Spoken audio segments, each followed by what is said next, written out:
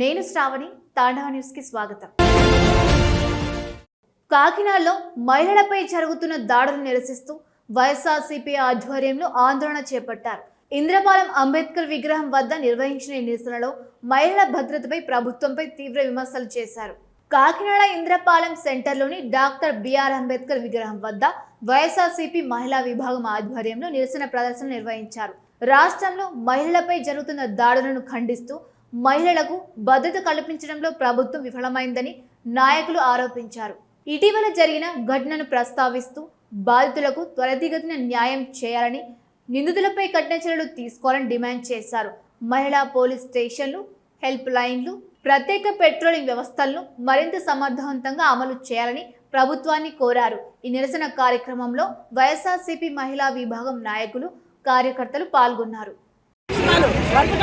ఆదేశాలతో మన జిల్లాలో ఉన్న ఇన్ఛార్జీల అందరూ సహకారంతో ఇక్కడ ఈరోజు అంబేద్కర్ గారి విగ్రహం దగ్గర నిరసన కార్యక్రమాన్ని చేపట్టామండి. దీనికి కారణం గుంటూరులో జరిగిన మహిళకి జరిగిన అన్యాయం.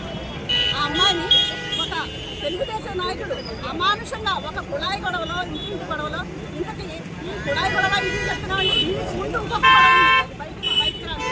ఏ మహిళకైతే అన్యాయం జరిగిందో ఆ మహిళ తమ్ముడిని అగాయిత్యం చేసిన అబ్బాయి యాక్సిడెంట్ చేసి చంపేశాడు. ఆ అబ్బాయి యాక్సిడెంట్ చేసి చంపేశాడు. ఆ అబ్బాయి చచ్చిపోయిన వెంటనే వాళ్ళ అమ్మగారు కూడా చనిపోయారు. ఇది జరిగి సంవత్సర కాలం దాటింది. దాన్ని పెట్టుకుని వీళ్ళు కేసు పెట్టారని ఈ అమ్మాయి మీద కక్ష పెట్టుకున్నారు. కక్ష పెట్టుకుని ఈ కుళాయికి అన్నది ఒక నెపం పెట్టుకుని వాళ్ళ ఇంటి మీద గొడవకి వెళ్తే నేను ఎప్పుడో 19 సంవత్సరాల క్రితం వేయించుకున్న దానికి ఇప్పుడు ఏం జనాలు జరిగింది. ఆ న్యాయం అడిగినందుకు ఆ అమ్మాయిని రోడ్డు మీద కొట్టడంతో పాటు కొట్టడమే కాదండి, వ్యవస్థలను చేసి అన్నీ అవతల పడేసి చెవులు లాగేసి ఆ అమ్మాయిని మానవులు పోల్చి ఎంత సిగ్గుపడతారో అలాంటి పరిస్థితులు తీసుకొచ్చారండి.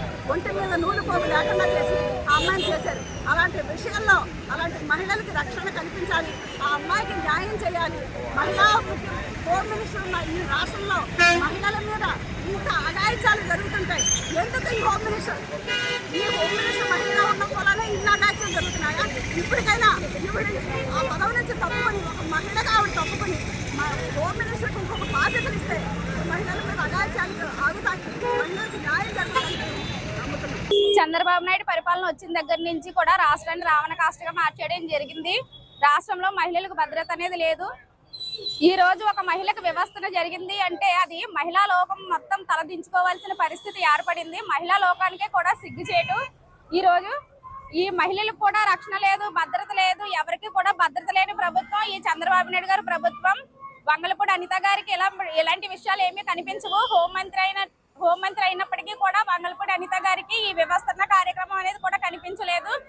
మహిళలకు రక్షణ కల్పించి కఠినమైన చట్టాలను అమలు చేసిన జగన్ గారి ప్రభుత్వంలోనే దిశ యాప్ లాంటి చట్టాలను తీసుకొచ్చి దిశ పోలీసులు ఏర్పాటు చేసి దిశ పోలీస్ స్టేషన్లు ఏర్పాటు చేసిన జగన్ గారి ప్రభుత్వంలోనే వాటన్నిటిని నిర్వీర్యం చేసి ఈరోజు శక్తి యాప్ అని చెప్పి తీసుకొచ్చినప్పటికీ కూడా శక్తి యాప్ వల్ల కూడా ఉపయోగం లేకుండా, మహిళలకు రక్షణ లేకుండా, మహిళలపై అగాయిత్యాలు, అత్యాచారాలు విచ్చలవిడిగా జరుగుతున్నప్పటికీ కూడా ఈ రోజు హోంమంత్రి అనిత గారికి కళ్ళు కనిపించడం లేదు, ఆవిడకి ఎక్కడ కూడా వినిపించడం లేదు.